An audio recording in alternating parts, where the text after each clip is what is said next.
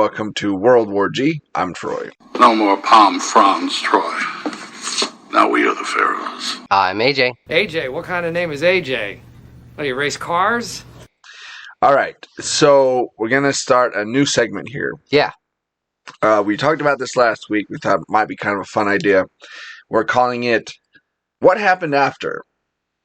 I think that's a tentative title. I don't know. We could change it. But yeah. For right now, it's called What Happened After. So when you watch a movie, you basically see a small portrait of these. It's like a window. Yeah. Yeah. Of these characters' lives. But what happens after the movie ends? What happens to these characters' lives? What are the repercussions that happened during the movie that will now carry on into the future? And that's what we endeavor to find out. And this week we're going to talk about Toy Story. What happened after the events of Toy Story? To one particular character, to Sid, or are we opening it up to everything? We'll see what happens. Alrighty. So, we all know the story of Toy Story. It's one of Troy's favorite movies of all time. It is. Definitely in top 50, I would say. Oh, wow. It's dropped. It used to be top 20. Yeah. I've seen a lot of movies since then. So it's about two toys that get lost and they have to find their way back to their owner before the family moves, and they never find them again. The big bad or the villain for this movie is Sid, I believe, right? Yeah. And it's not until because he's a pretty disturbed child. Is he, though? That's my question. Or is he just a child? That's really super bored? Yeah. And just because a lot of the stuff he did to toys, I did. Yeah. Well, I mean... Try. You want to finish that sentence? I mean, I guess to a toy, yes, he's a villain. Right. To everybody else, he's just kind of a punk kid. Yeah. Shown by his skull t-shirt. Yes, that's how you know. Yeah. That's how you can tell a punk. They have a skull t-shirt. Listen here, you punk. I have a skull t-shirt. It's made of cats. But wow. Anyway. See all the comparisons? I know. It's black, too. Right? So, at the end of the film, in order to rescue Buzz, Woody tells the other toys, the freak show toys that Sid put together, yeah, they got to break a few rules. And basically the rules are never let the humans know that you're alive. And in the whole Toy Story franchise, Sid is the only character that's ever seen them come to life. I believe so, yeah. Yeah.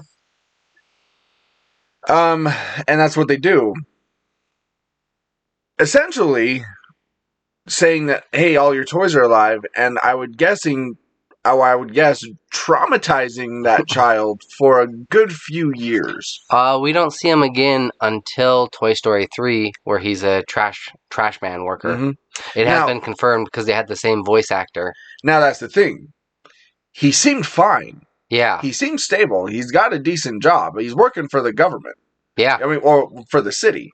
So, you know. But what happened in between there?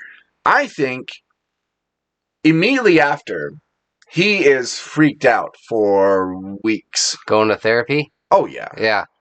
He got rid of all of his toys. He chucked them all in the trash. Or not even in the trash. You know, that would be bad. He probably donated them. Or gave them to his little sister or something. Be like, I don't want to ever see these again. These are, yeah. And after a while, yes, I'm sure his mom was like, although his mom doesn't seem to care about him too much. It's like, what's going on with you? Like, all of a sudden you've done this weird 180 change, and he's like, okay, Mom, I'm going to tell you something. Yeah. This is going to freak you out. I don't mean to alarm you. I don't mean to alarm you. Toys are alive. Where she goes, Sid, you need to speak to someone. I think you have issues. So he ends up probably going to therapy.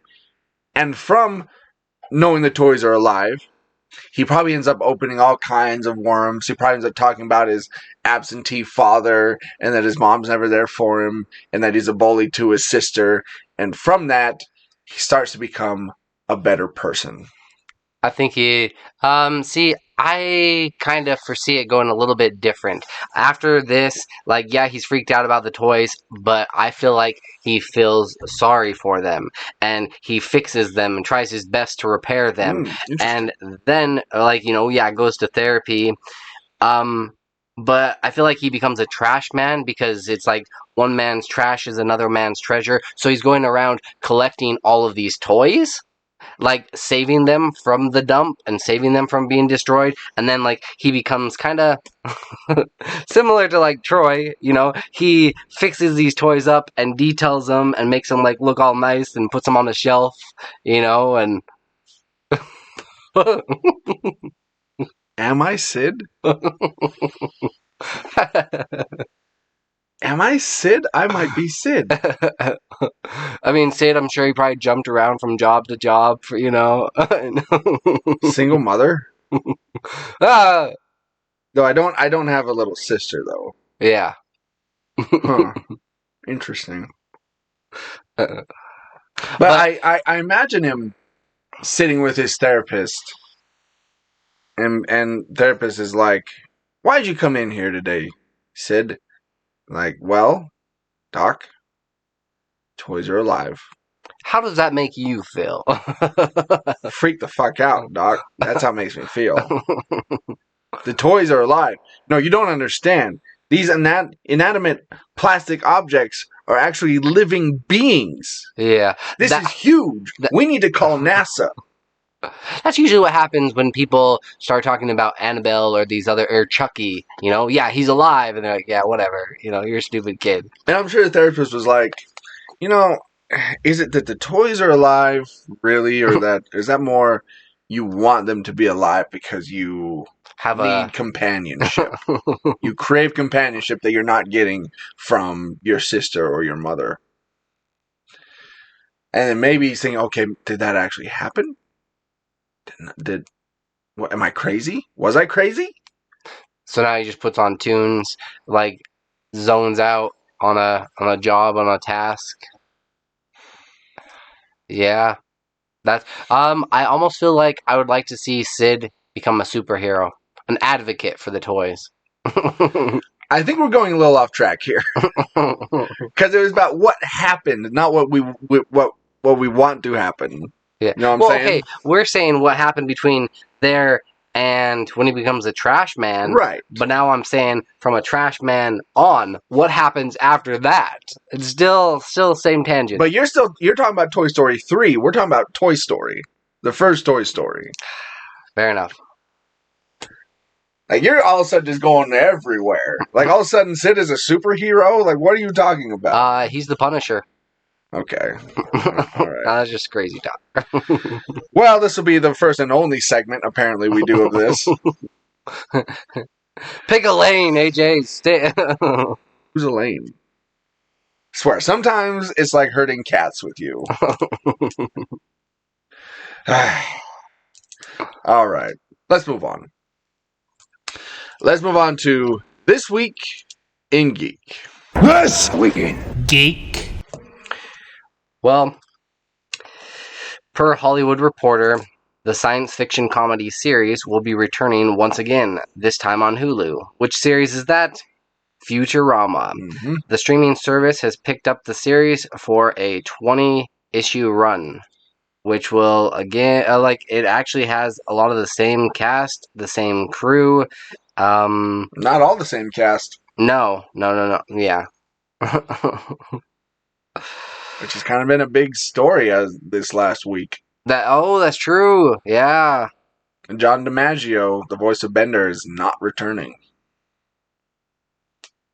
That'll be interesting to see what they do. Do they just give him a completely different voice? Well, There's another podcast I listen to where the main host on there is a part-time voice actor. Like he's on Family Guy all the time. He does some other stuff. And he said he got an audition for Bender. Really? Yeah. And so they may be looking for somebody else. But this might be part of a negotiation tactic on the part of Fox and Hulu. Being like, hey, you may want to, play ball here because We've got other basically, people. yeah, in the works. you're expendable, man. Yeah. But at the same time, on his camp, part of that show's success came from Bender. Oh, absolutely. Like he's the fan favorite of that show. Yeah. I would say that he was probably a good 30% why I watched the show. Sure. You're right? Yeah. And so why not pay him more money? I mean, it just makes sense. But I think it's cool that this show keeps coming back. Oh, same. This is like what, the third or the fourth time? It's something like that, yeah. Because I did watch it from start to finish, and you can definitely see when they got canceled. Yeah, they kind of made a couple of references, like, "Oh yeah, we're back." It's been a minute. Yeah. So it'll be interesting how they handle this one. This kind of seems to be a trend, not just with them, but with like other shows, with like the Animaniacs and some of these others, kind of getting second life. Yeah. If this does well, do you think they'll renew it for a couple more seasons? Yeah, I mean, it's Hulu, so they'll probably be on for at least 2 seasons. Yeah. That's what Animaniacs got. They got 2 seasons. So I'm assuming it'd be the same. But yeah, I'm fine with it coming back. I'm not like a voracious. What's the word? I'm not a huge Futurama fan. Yeah. I've seen a handful of episodes here and there, and I always like it, but it's not like must see viewing for me. But no, and it's fine. Like I'd watched some of it. I had some coworkers that were talking about it. I'm like, oh, that's kind of fun. So it was one of those shows that you put on as background noise while you're doing something else. You didn't need to really because I'd seen enough of it that I'm familiar with the characters and everything else. That it was worth a watch. I do have this idea that I want to watch every episode of The Simpsons. Damn, that's a pretty daunting task. And I want to not do like an analysis of every episode, but every season. Every season. Yeah. Yeah. That's 30 something. 35. 35. Yeah. Yeah. Yeah. And they're all on Disney Plus, so I could do it. So I don't know. I might do that. It's just really difficult to go back and watch some of the first seasons. See, and some people would disagree. Some people say those were the best seasons. No. Or like the first 8, 9 seasons. I'm thinking mainly for like the animation. Yeah. Like the story might be there, and they might have like some really funny moments, but when you're accustomed to characters being a certain way after so many years. Yeah, and looking at the show, how clean and crisp it is now, and then going back and seeing, the first couple of seasons, it's jarring. I had the same issues with like Family Guy. But, oh yeah. Yeah. Yeah. They went through quite a change. Well, plus the voices are kind of different. They don't quite have the characters yet, and so the voices sound weird and yeah. Anyway. But that would be pretty cool. How many episodes? 700? How many episodes of The Simpsons are there? There are 717. Jeez. Yep. That is a lot. I can do it. You should have we'll come up with like a segment or something where Troy talks about a season of Simpsons. Yeah, just like every few episodes, once I finish the season, I'll do a breakdown of it. Yeah. We'll see how it goes. All right. And then like almost like a rating, right? to see which season was the best. All right. This is kind of going to be a fairly heavy Star Wars episode, or Yeah. Star Wars heavy episode. So just be prepared, those who are listening.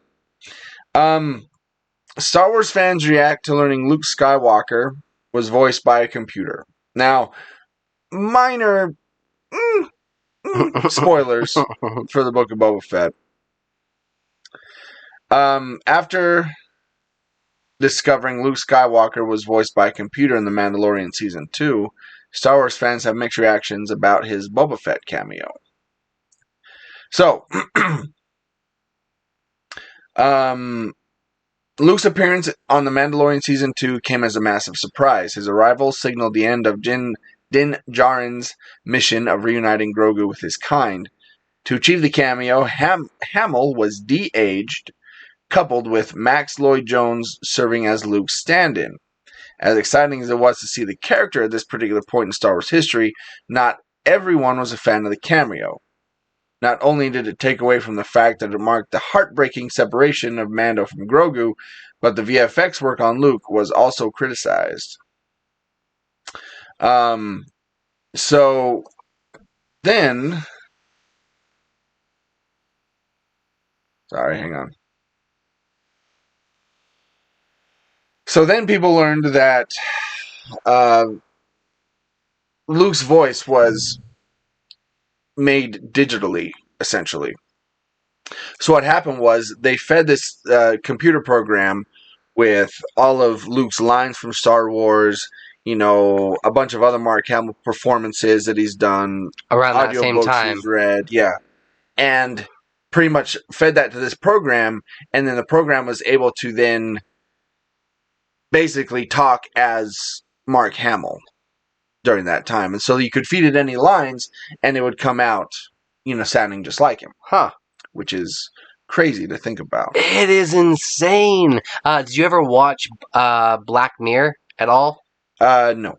There was one episode where this woman, her boyfriend, ends up dying, and what they do is they take all of the voicemails, everything that he's ever recorded, like anything and everything from his social media accounts, and compiled it and did something similar, so she was able to talk to him on the phone.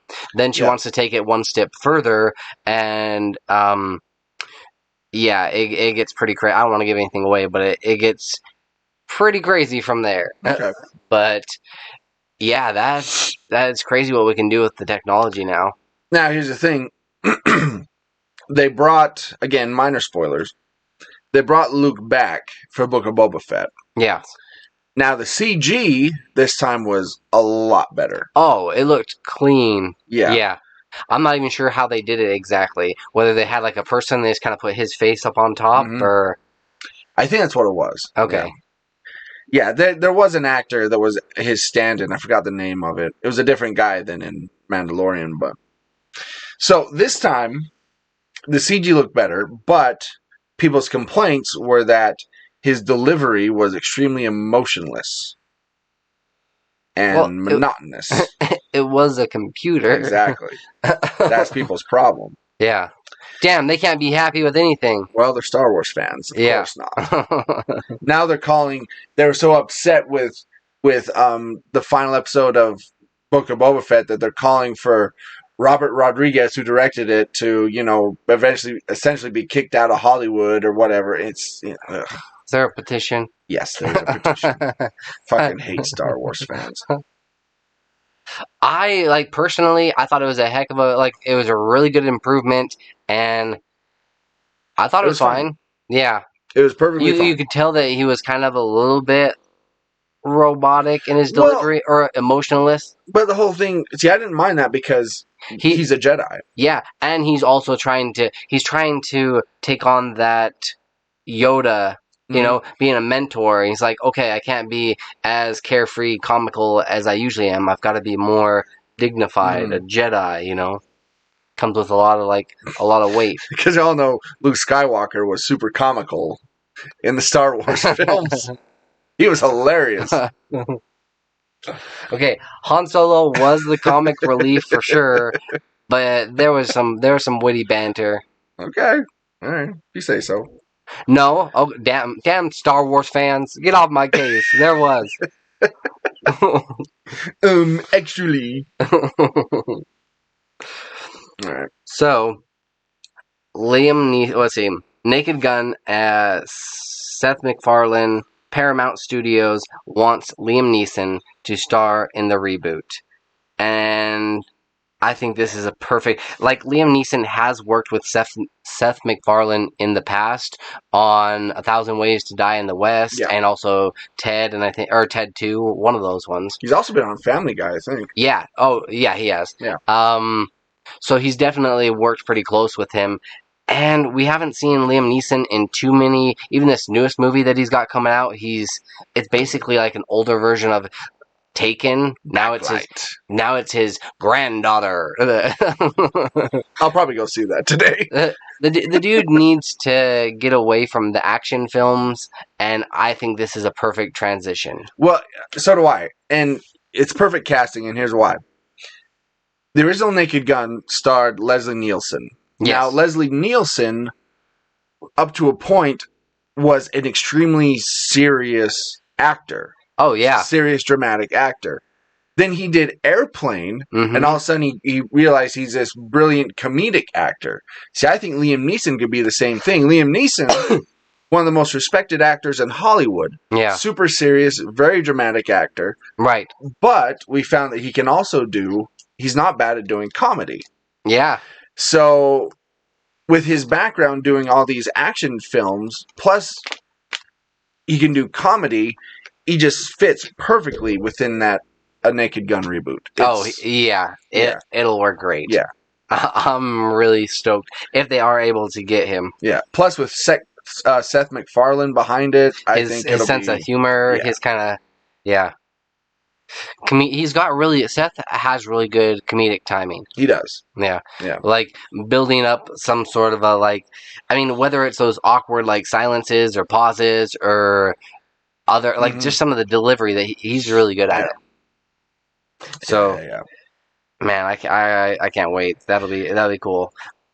They have a possible home run on their hands. Hopefully they don't, fuck it up. Yeah. I thought you were going to do another sports, they have a possible home run on their hands, hopefully they don't fumble. I know that's football. Wow. That hurt my ears. You are watching the Super Bowl today, right? Sure am. Can't wait. I'm so excited. Do you know who's playing in the Super Bowl? Rams and the Bengals. Ooh, good job. Nice. Where are they from? LA Rams, Cincinnati Bengals. Oh, man. You made me proud. I'm like a proud father. Couldn't care less, but I know who's playing. Yeah, see, it's not in my field of, things I'm interested in, but I do actually pay attention to it. I do actually, picked up who is playing. Yeah.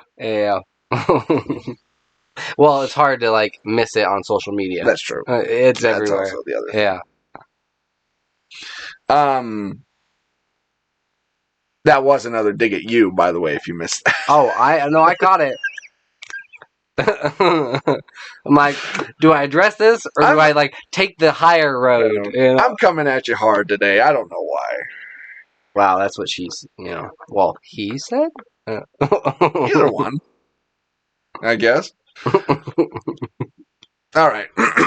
So we know that superhero comic book movies are huge right now. Yes.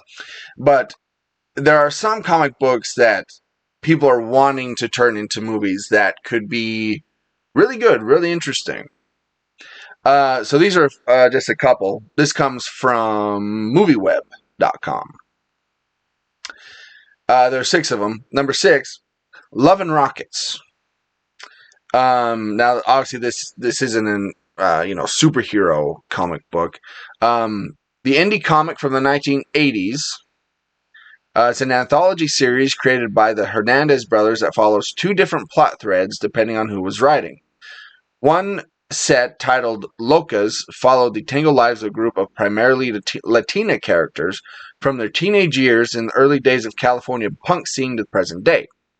While Palomar is a set of magical, realist stories that take place in a city of the same name where modern technology is yet to be invented. So that'd be kind of cool. You could have like these two parallel stories going on. Yeah. Yeah. That has a lot of potential. I remember hearing about Love and Rockets over the years. I never read it, No. but I remember I've definitely heard about it. Number 5, going back to superheroes, DC's Bombshells. DC's Bombshells reimagines many of the DC's toughest female characters like Supergirl, Zatanna, Batwoman, and more alongside Wonder Woman during World War II. While the original idea was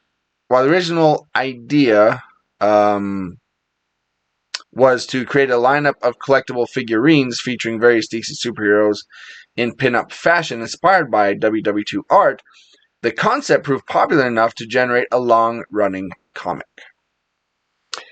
It has potential, but after watching, and I'll get to this later, after watching the newest DC Catwoman film, yeah, no. Okay. Okay. Number 4, Marvel's 1602. I'd like to see this one. Similar to Bombshells, Marvel 1602 is written by popular Neil Gaiman and reimagines the characters of the Marvel Cinematic Universe as they were in the Elizabethan era. Okay. Mutants are known as witch breeds. Nick Fury is an agent of Queen Elizabeth, and the Fantastic Four are explorers who gain their powers from a vortex at sea.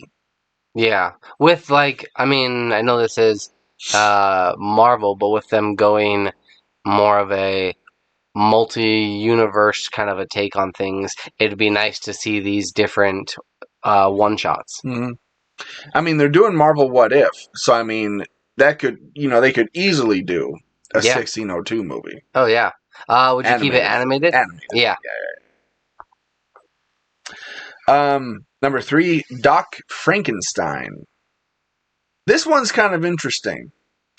This finds the Frankenstein monster adopting the name Frankenstein and living through various points in history, including as a gunslinger in the Old West, fighting in World War I, and being a supporter of various movements across history like Roe v. Wade and the teaching of evolution that brings him into conflict with fundamentalist groups. Say what? That could be pretty cool. Frankenstein pro-life. I guess it'd be pro-choice, I guess. I don't know. Yeah. Yeah. Her body, her choice. Yeah. I don't know why I'm giving him that voice. Sounds like a weird, almost Cookie Monster sound. Me, I'm Frankenstein. C is for cookie. C is for cookie. P is for pro-life. Sesame Street's gone weird. Yeah. Number 2. Amethyst, Princess of Gemworld. Never even heard of this one. Me neither. Introduced as a miniseries in 1983 and appearing sporadically over the years. Very sporadically. Yeah, it may not be a household name, but neither were Guardians of the Galaxy. True. So, hang on, I'm trying to see. You can only ride the Guardians of the Galaxy coattails for so long. That's true. Let's see, a comic book property that has its own fantasy world and female lead seems like something Warner Brothers should be jumping at the chance to make. Instead, they're blah, blah. So they don't even talk about what it is. No. They talk about more what they should be doing. Oh, what the heck? Okay. Like, they don't even know that much about them. It doesn't seem like it. And then number 1, Miracle Man. Miracle Man is a complicated real-world backstory that involves years-long legal battles between some of the biggest names in comics. Formerly known as Marvel Man, the basic idea is that the character was created in order for British publishers to be able to still sell comics after they lost the ability to reprint old Captain Marvel comics. Miracle Man was radically reinvented by Alan Moore in 1982 as a postmodern, dark deconstruction of heroes in general. Wow, Alan Moore did a deconstruction of superheroes? What? Weird. That's never been done before. Especially by him. He's never done that. Yeah. I'm for that. I think there's so many good comic books out there that people aren't reading. I mean, I include myself in that aren't superhero based. That I think if you turn them into movies, you can get more eyes on them and more interest in stuff like that. Yeah. Which potentially leads into them getting a reboot in the comic book world. Mm. You do well on the big screen, and then you get a 50-issue run. It could also get more people, more interested in like indie comics instead of like the mainstream stuff, which opens the door for creators. In the annals of Star Wars history, many fans consider Luke Skywalker, the Skywalker's most formidable relationship, to be the one forged with Ben Kenobi. He didn't fully know the story about Obi-Wan and his dad Anakin, which led him to believe in Ben unconditionally. But when even after the truth came out, their bond remained strong, which is why the former Jedi Master often appears as a ghost speaking to Luke through the Force. Right. Minor spoilers a little bit with Chapter 6 of the Boba Fett series. Right. Luke is training our little buddy Grogu. Yes. And while talking to Grogu, he says a couple of things that have got people talking. He said that Yoda was always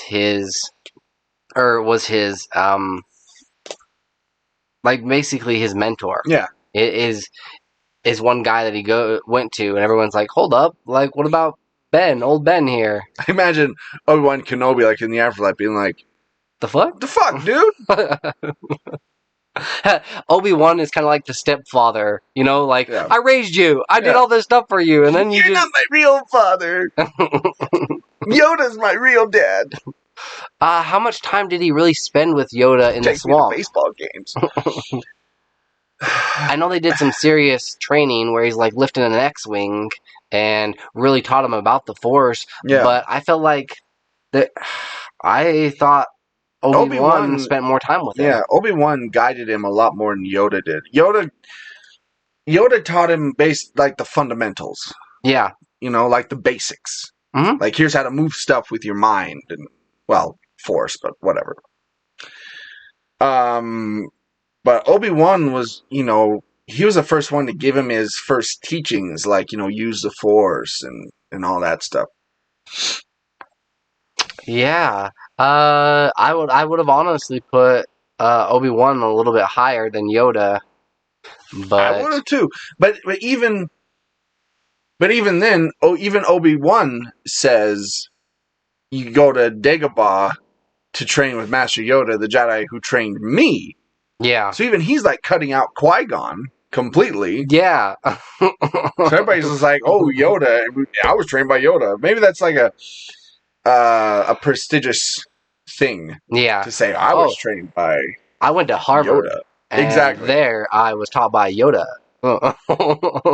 Like Jedis, it's like, yeah, it's like going to Harvard, like being a vegan. It's like, well, look, as somebody that went to Yale, yeah, like, look, as a Jedi who was trained by Yoda, let me tell you, they're just like name dropping Yoda. Wow, to people that don't even really know or care. I think it's more like I knew Yoda.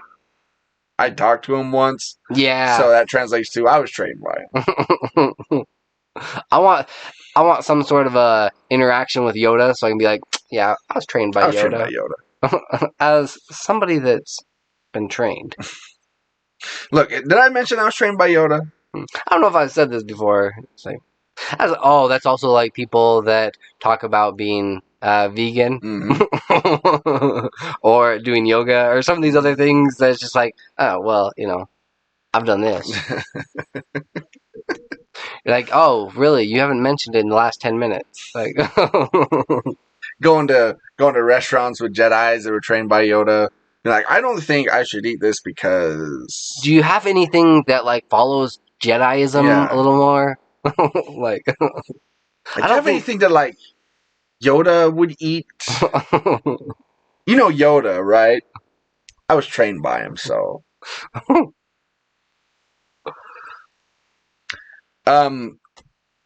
Yeah, I also think it's funny when it said, "Oh, when the truth came out, they still remained strong."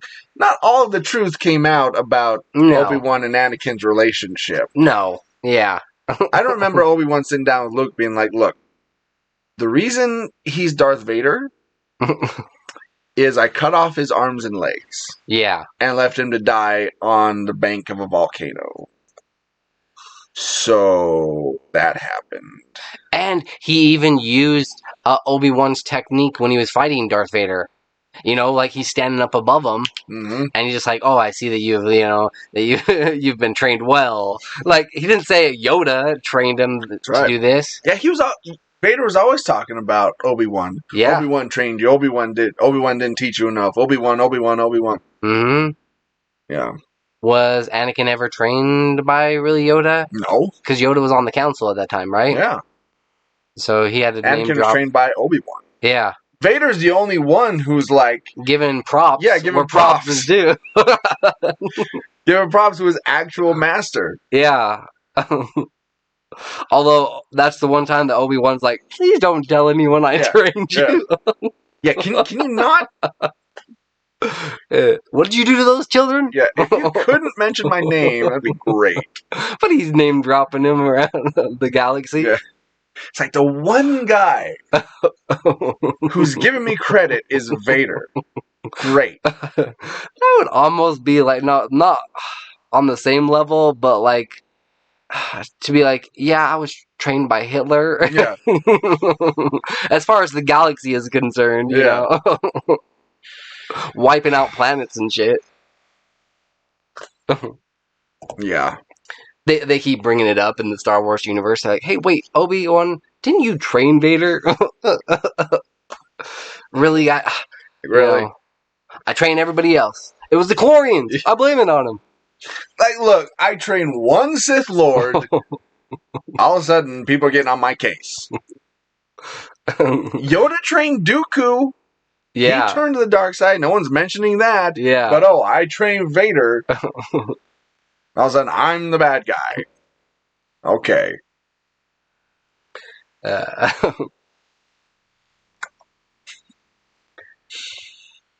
All right. So, I found this story. I just thought it was really funny.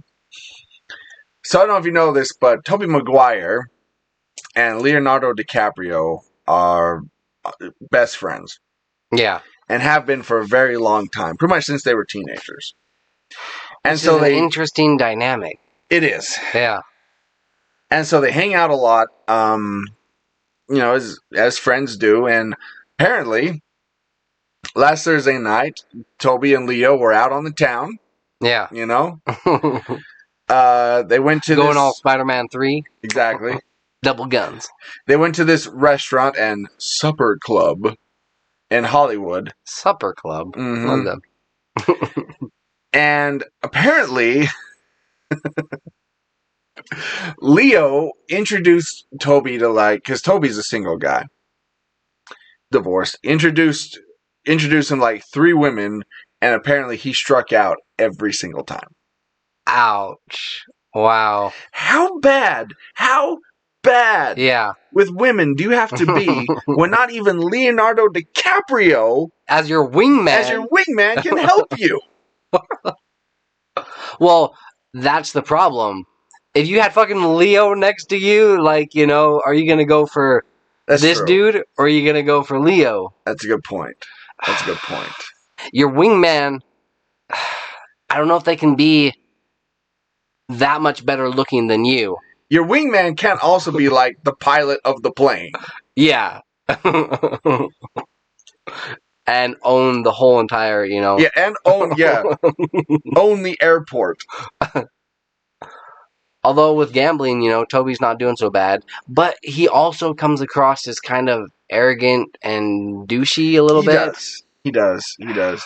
I don't know if that's just the way the media, like just some of the stories that have come out about him and things that happen during these gambling parties and other stories.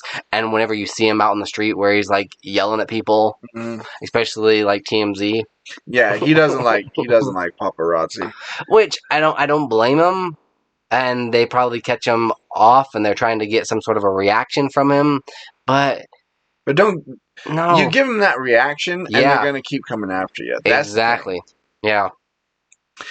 It's like that little video you posted on, I don't know if it was World War G or World War G2, but it was like the reaction of paparazzis from the 3 Spider-Men. Yeah.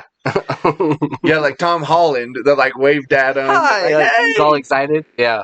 Well, they were all getting onto the airplane. Yeah. Yeah, Andrew Garfield was like, oh, hey, how's it going? Just kind of like nodded, acknowledged that they were there, yeah. But Tobey was like giving him death stares. Yeah. Yeah. That was funny. You have to double, like, as a paparazzi, I'm sure they just double down on that, Like, oh, this guy's going to give us a good reaction. He's going to say something, But it's funny, Leonardo DiCaprio, or El Caps, as I call him, he has this, like, group of... harem. Actors that he hangs out with. And you know what they're called? What? They're called the Pussy Posse. Nuh-uh. Yeah. Is this legit? That's really? Legit. Yeah. It's well known in Hollywood. That's his group of friends. That's what they're called. The Pussy Posse. What? That's not a good nickname. It is not. It is not. Is it because they're all a bunch of pussies, or... Because they get a lot. Oh, makes sense. But none of them would if they weren't friends with Leonardo DiCaprio. Right. I guarantee it. Yeah.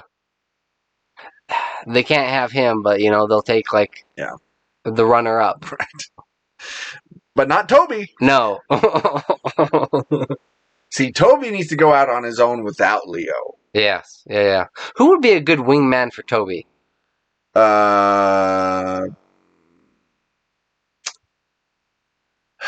Josh Gad. Hey, have you met my friend Tobey? Oh, wow. Oh, yeah. Of course, then... no, Josh Gad wouldn't be good because he's the voice of Olaf in Frozen. Yeah. So if you're going to pick up, like, women and they're, like, single moms... Like, oh... Like, you're Olaf! Yeah. And Toby's over there like, son of a bitch! Struck out again! Motherfucker! Yeah. Maybe he needs to go out with, like, What about a gal? That wouldn't be a bad idea. Like, Kirsten Dunst. Or... Who else could he...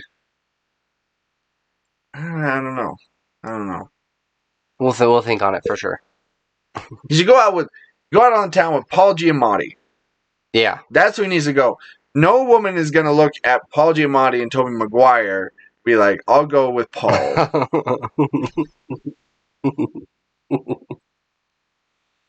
You gotta, Tobey, I know you're listening. Yeah. You gotta go, the person you're with has to be down a peg. Not up. Yeah. And you'd think it'd be a little bit easier because he had some success with the new Spider-Man movie. You'd think. Right? And they're like, oh, yeah, you're back in the news. Yeah. You're relevant again for a minute. Well, I imagine it's like, oh, you're Tobey Maguire. Leonardo DiCaprio. Yeah. So, Amazon is working on a live-action Blade Runner 2099 TV show from Ridley Scott.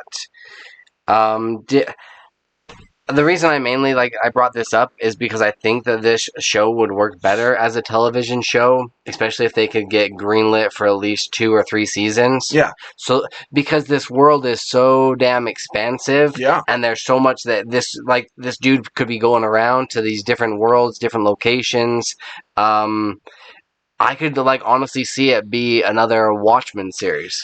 No, I'm fully on board with this because one of the best things about the latest Blade Runner film Yeah. is, or at least that I loved, is the background, is the city, is the world, because it's futuristic but not futuristic. You know what I mean? Yeah. Like it's very realistic of where we could be 50 years from now.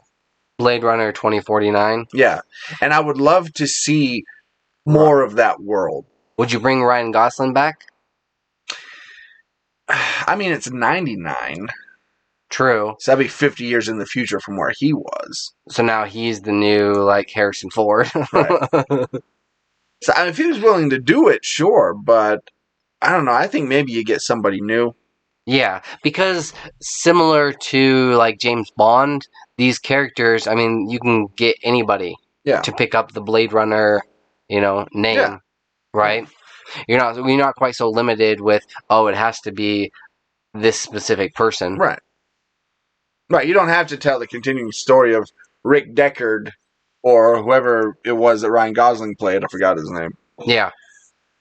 Yeah, you could totally pick it up with somebody else and just keep going. You know what's weird to me is that there are babies being born right now that will see the year 2099.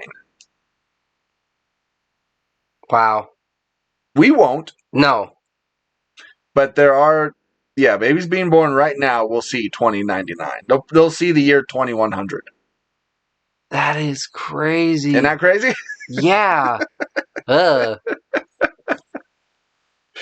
Yeah. My little nephew, Arlo. Wow, yeah, you could potentially see. Yeah. Yeah. 2099. Yeah. I mean, even if we reach 2085, we're going to be 100 years old. Yeah. So there's no way we're going to see 99. Right. Yeah.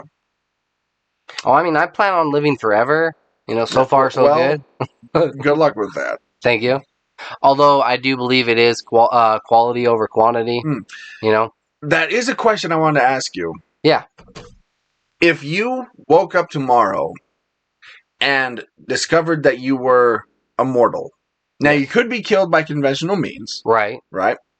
But you will never grow old and die from old age. What would you do? Travel. Travel? Yep. Just go see the world, read so many books, learn all sorts of languages. Would you continually age, or would you be the same age that you are now? I think you'd be the same age. Okay. Yeah.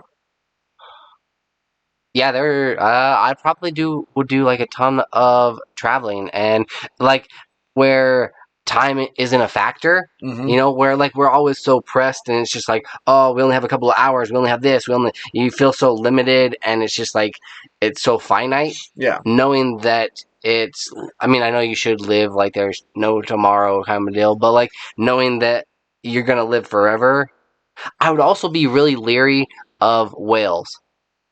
Of whales? Whale. A whale? Damn it. Holes in the ground. Oh, wells! A whale. Okay. Yeah. Okay. I'd be really leery of whales. Your Utah accent really was thick did a right number there. on that word. Wells, okay. Yes. Because I'd read an article once where if you were to live forever, you'd probably end up falling down some sort of a mine shaft or something, and that's how you'd spend the rest of your life. Right.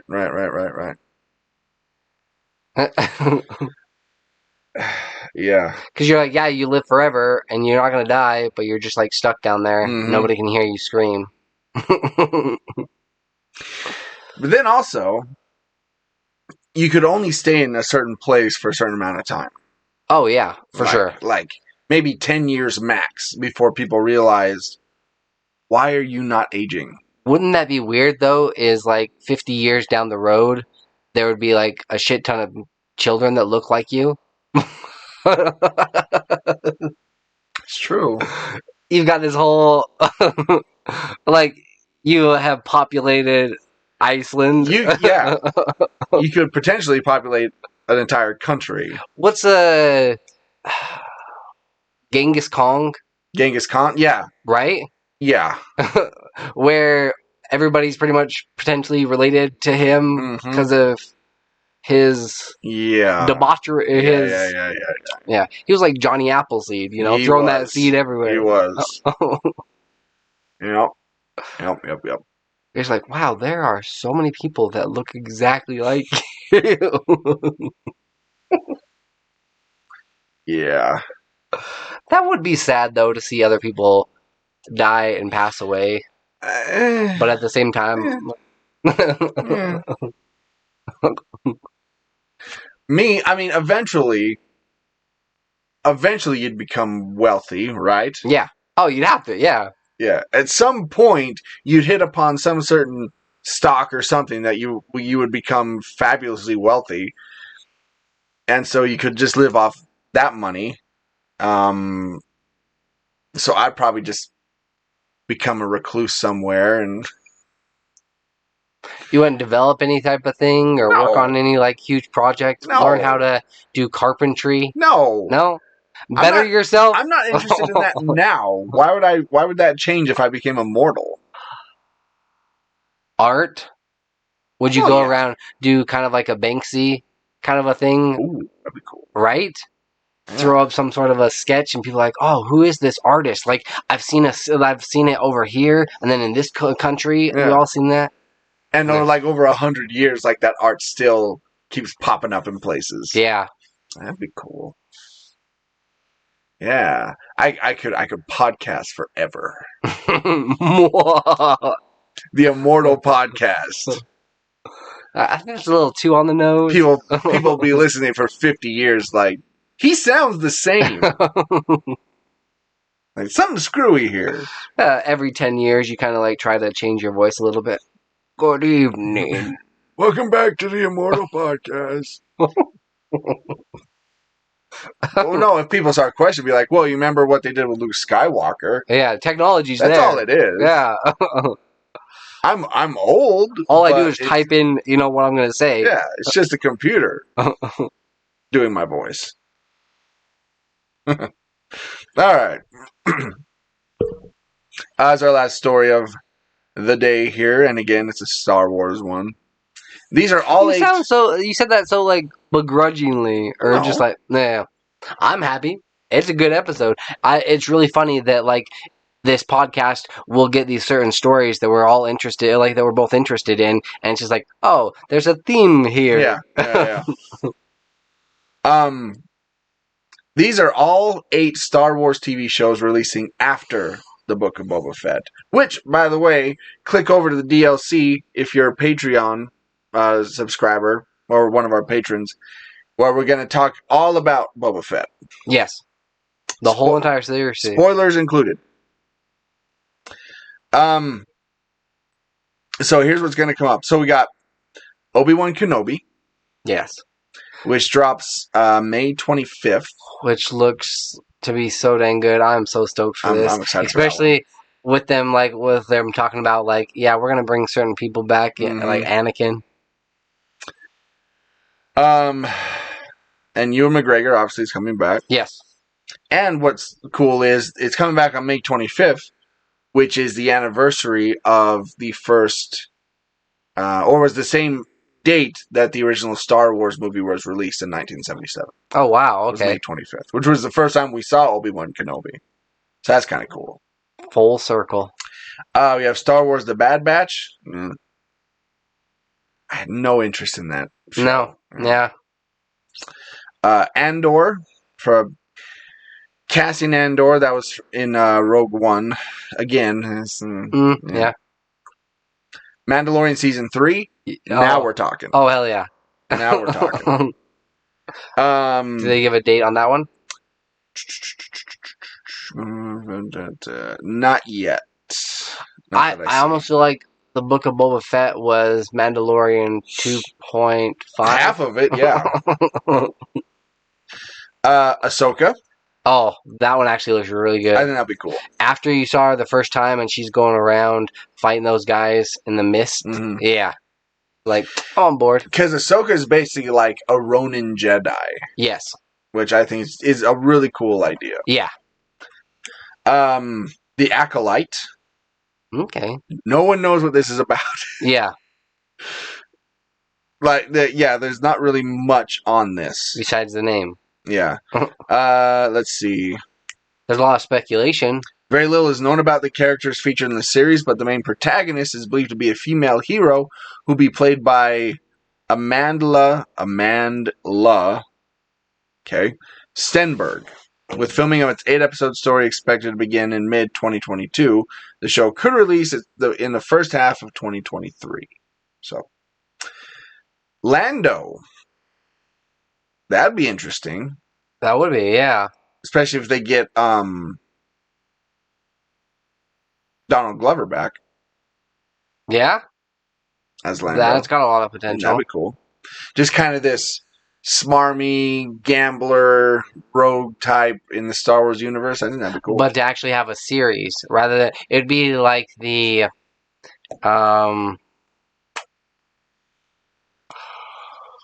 what the heck? Podcast brain. Luke Skywalker, Leia, Han Solo. Okay. It'd be like Han Solo, but like a TV series. Yeah. Right? Yeah. A droid story. Okay, fine. We're back. A droid story. Yeah. I guess that's about... Let's see. Which will herald the introduction of a new hero, presumably at some point in 2022. Time being, it's unclear which character will be, or if Star Wars plans for them extend beyond the goes. So it could be R2-D2 and C-3PO, but that's just kind of a rumor right now. Okay. I mean, we saw R2-D2 in Book of Boba Fett. So, I don't know. Maybe we'll build on that. Who knows? But yeah, there you go. That's what we can expect. There's some gems in there for sure. Yeah. Yeah. And maybe some gems that we don't think are gems that actually might end up being really cool. Yeah. Who knows? Maybe the Andor series will be fucking awesome. All right. Let's get to our Revs and Rex.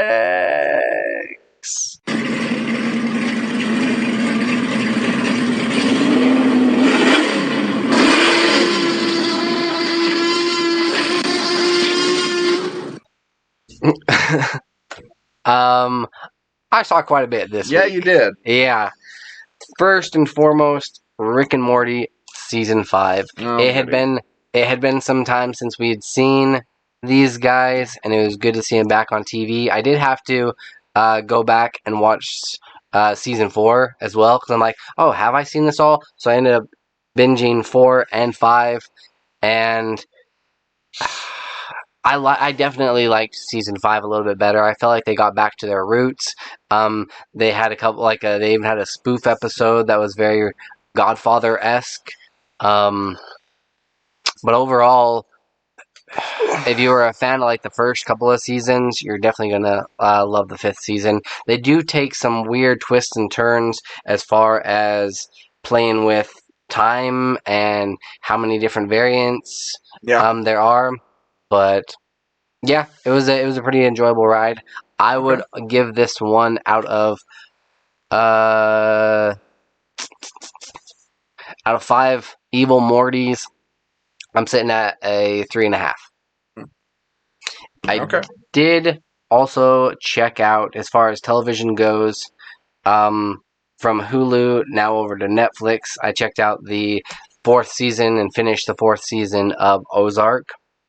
I'd watched a little bit beforehand and watched a couple of episodes, kind of fell off the bandwagon, but I'm like, nope, this is going to be the last season. I need to kind of like finish strong. But it was weird because they kind of left it open to possibly a part 2 of season 4.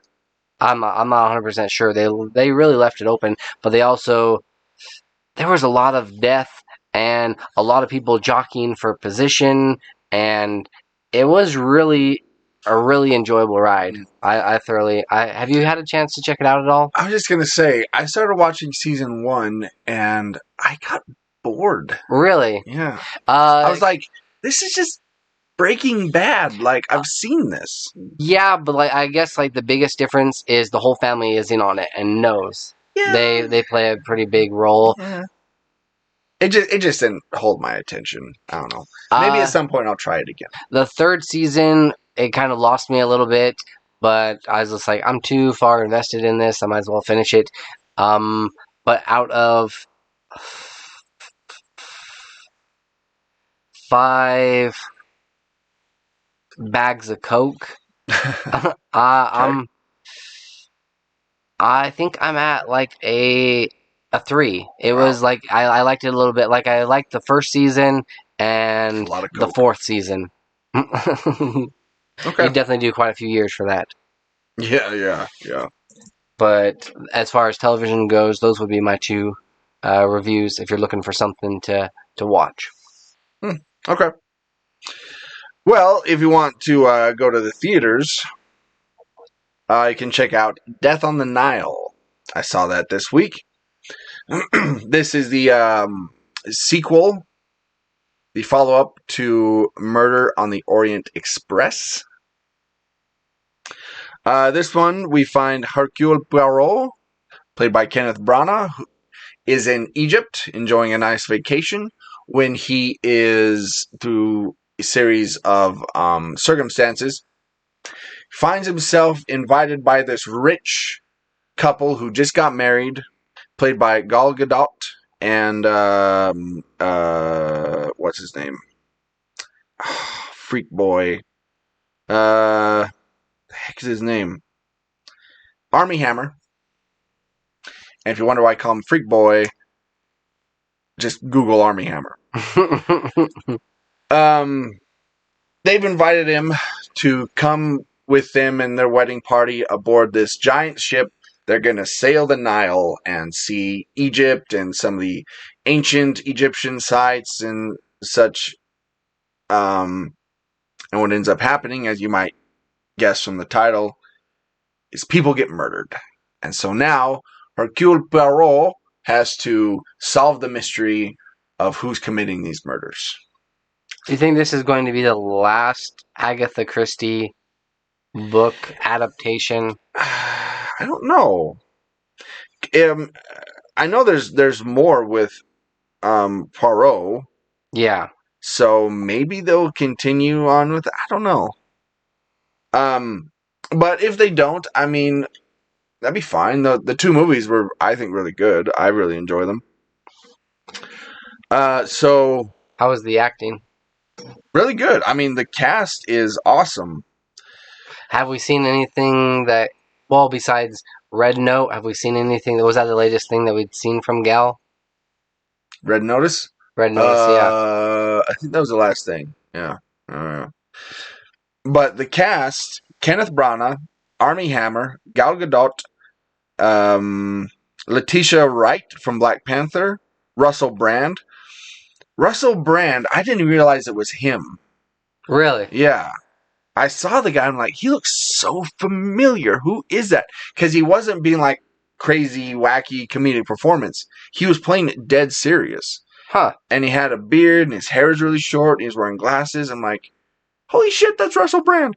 Anyway, you had Jennifer Saunders, Rose Leslie, who you will know as Ygritte from Game of Thrones. You have, who else is on here? Annette Bening. I mean, it's a powerhouse cast. Yeah. I will say, though, after watching it, I thought to myself, is Gal Gadot really that good of an actress? I don't know if she is. Yeah. I think she's passable. She, But like, a lot of her films, I mean, she has stood by herself, stood alone, especially in the first Wonder Woman. Sure. But other than that, like, for the most part, she's always been she's always had a great supporting cast or like big celebrities beside her. Yeah, but she was all over this movie, and I just was sitting there watching, being like, have I been tricked? Because it's like Red Notice, and now this one, I'm like, I'm going back and thinking of all the movies I've seen her in. I'm like, I don't think she's been that good. Yeah. Huh. Interesting. But that aside, I mean, the other cast is great, and like I said, it's shot really incredible. I don't know if they actually went to Egypt. They might have. But it's a really beautiful film, even though 80% of it takes place on a boat. And I didn't know this story before I saw it. Yeah. Yeah. So I didn't know, like, who the murderer was and everything. It was kind of fun trying to figure it out. Did you have a pretty good guess? Yeah. Okay. Yeah, and I was right. But yeah, if you like a good murder mystery, I would say, if you're a fan of Murder on the Orient Express and you like Kenneth Branagh's version of this character, definitely go see it. My only thing that I didn't like so much was they dove, I don't know if they did this in the book, but they really dove into Poirot's past. Okay. And that was... Wasn't that interesting? I don't need to know that much about him. Yeah. Like, I like the fact that he's this, world's greatest detective. He just shows up, solves these cases, moves on, Yeah. I don't need to know his motivation.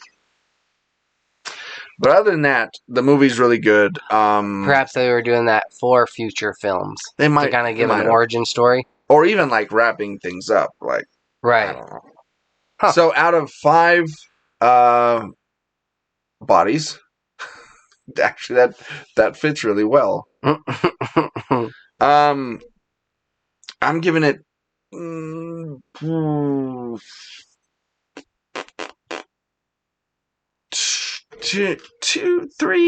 2.5. Somewhat. Where are you at? 2.5. Okay. I'm giving it 2.5. Okay. It's definitely worth a watch. It's not one you have to run out and see right now. You can wait for it to, like, stream online or Redbox or something. But if you see it, pick it up. I think it's really entertaining. Let me switch this up. So speaking of Redbox, I went out. I wanted to see it, and we talked about it before, but I never got around to seeing it.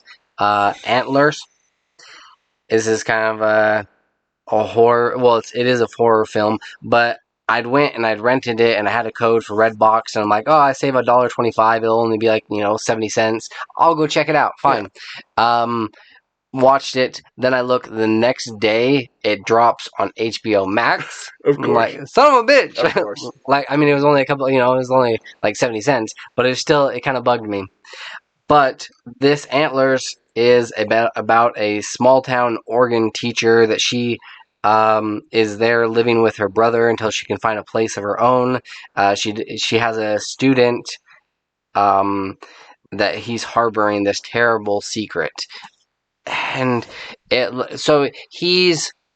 thought it was going to go a completely different direction. You don't typically see a boy and a monster dynamic very often. Sure. Like at his place, I won't get into how the monster was really created or what happened, like the events leading up to that, but his father is changing, kind of locks himself in his house, and the boy's like helping him, and he's got this Wendigo creature kind of like inside of him that he's slowly morphing. The morphing, when you actually see him completely, well, I believe it's because he tasted human flesh. Like before, he was just kind of living off of animals. But when he starts tasting human flesh, that's kind of when his whole body cracks open from a cocoon, and he becomes this crazy looking creature.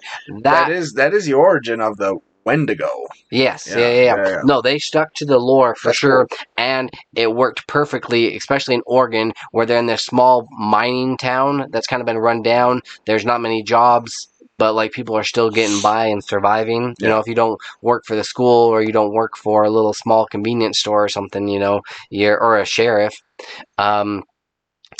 I like that aspect. It was reminiscent of some of these older horror movies that I've seen where you knew exactly what was going to happen. You're like, oh, he's going to get attacked. Oh, Right. like you follow after this other person that's already gotten killed. They did use a trope that I didn't like very much is you're staring at one person and then all of a sudden something's behind you. It happened like 3 times. And I'm like, what the hell? Get more creative a little bit, you know? And even when he goes to like relax, I'm like, that creature's not done with him. Blam! Gets hit in the back, you know, and yeah. So they use some of those tropes, and actually when she's fighting it, it was a little cheesy. It was reminiscent of, do you remember that one movie? It was years ago. It was The Tooth Fairy. Yes. What was the name of that one? Like, I think it was called... was it called Darkness Falls or something. Oh, you're right. Right? Where they end up going to the lighthouse, and it was cool up until, because I love the concept where you had to stay in the light, you had to like be safe, and it was cool up until they got to the lighthouse, and then that just kind of bugged the hell out of me because you see the creature and it's kind of looks campy. Yeah, you're right. By the way, Darkness Falls. Really? 2003. Yeah. Well done. Once you actually see her attacking him, and you see it kind of like, I don't know, in all of its glory, it was a little campy, but overall, I thought it was like pretty decent. It had a couple of jump scares, and visually, it was really well done. I also think that kid, Jeremy Thomas, he has a bright future. The dude, like, he was a fantastic actor. He knocked it out of the park for sure. So out of 5, I'll just make it easy. Out of 5 Antlers, I think I'm at a 2.5 with this one. It kind of had a depressing ending. It was like very reminiscent of the new Pet Sematary movie, where you're just like, oh shit, all right. So, there was that one. The other one that I saw that came out on Tuesday was the newest DC animated film, Catwoman Hunted. This one, Catwoman is trying to get this gem, and she gets interrupted by a Batwoman, who kind of comes to the rescue. But then Batwoman needs to enlist her help along with some other FBI agents in order to take down a bigger, like, she's not as big of a threat as these other guys that are forming a group. So that's why they're like, no, you need to keep the stone here because we've already put trackers in it so that we can track these people to where they're actually holding up. It was kind of cheesy, and there was a sexy love story thing going on there. There usually is with Catwoman. Yeah, well, like, it felt so forced, though. Like, she's just like, I'm gonna go take a shower now, and I'm gonna get all hot and slippery. I'm like, oh my god. And then she just teases Catwoman, or Batwoman, and then goes about her way, just to get, like, what she wants, you know, from her. Well, I mean, I guess that kind of makes sense, because Batwoman is a lesbian. See, but I feel like they did a fine job with the rest of the cast. Elizabeth Gillies, she was decent. Stephanie Beatriz, I believe it's how you say, Beatriz, I think. She played in Brooklyn Nine-Nine as Detective Rosa. Oh, yeah. She was in Encanto. She has a great, and she was also in Modern Family as the sister. That's right. Yeah. So she does a fine job, and I know that she can act better, but she played Detective Rosa, but only in Batman form. And it was so damn annoying where she was like monotoned and, you know, yeah, you want me to do what? Like, it just seemed so disingenuine. You'd almost feel like you'd have somebody there saying like, okay, now you're doing an action scene. You need to have like, you need to be a little bit more animated. She's like, yeah. No, I'm like, oh, this is annoying. It also seemed really super rushed. They went to a couple of cool different like Paris and these other like exotic locations, and they kind of pulled a Mission Impossible where they're jumping around to these different locations that they need to go to do these other things, but I was really disappointed with this, and I feel like moving forward I'm going to be a lot like I own every single DC animated film, and I used to just like, oh, I'm going to buy it because I know it's going to be high quality, it's going to have a great really voice good. actors, Yeah. it's going to have a cool story, like I'm going to be sold on this. And for the most part it was, but after seeing this one and even the previous one, I can't remember which one it was, but I was just like, I'm going to have to start like picking and choosing which Right. stories I actually want to like, watch here. Which kind of seemed like a misstep for DC because they've always been the powerhouse when it came to animated films. Yeah, they've had a few missteps. Yeah. I'm trying to see. Lauren Cohn. Catwoman hunted. Before that was Injustice. Yeah. Right, which was kind of weak because like there wasn't much of a story there. Yeah. It's pretty straightforward by the numbers. It was like good enough for the game because the game was fine. Sure. But and it's Mortal Kombat-esque, so you don't really need like a huge substance, with story. No. No, I just want to fucking fight. Like, exactly. Who cares?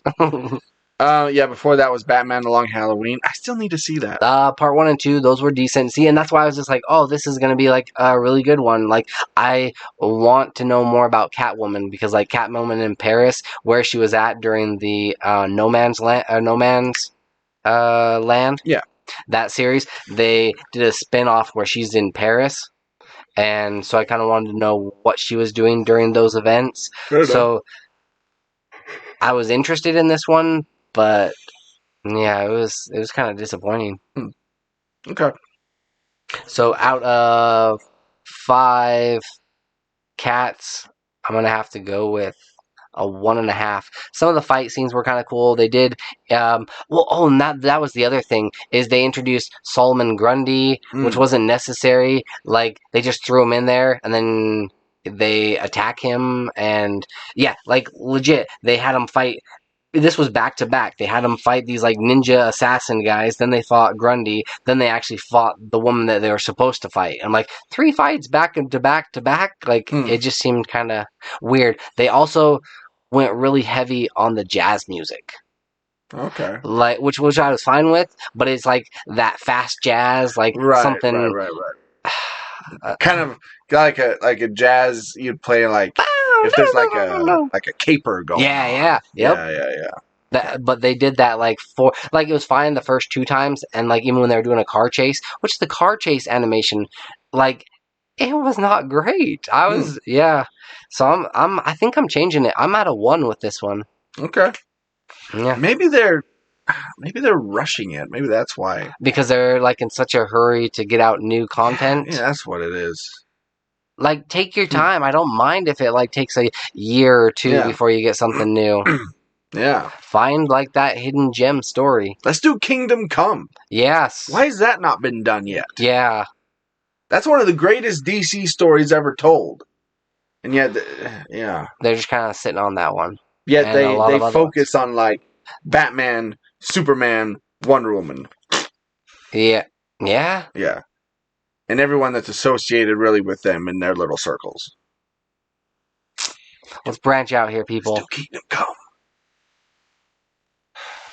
All right. I did see a movie once called Kingdom Come, but it was a different thing. All right. Let's wrap it up. Like I said, if you're... That's what they did. Nice.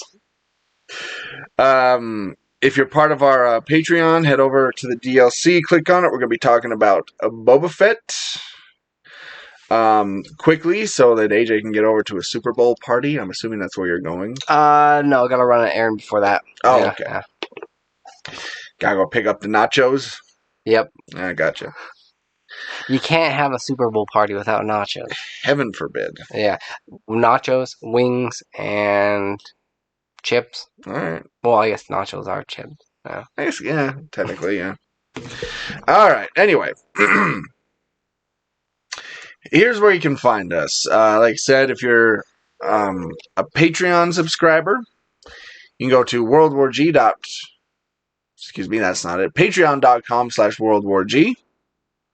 And find all of our episodes and DLCs and all of our extra content. If you just want to listen to the episodes proper, you can head to worldwarg.podbean.com.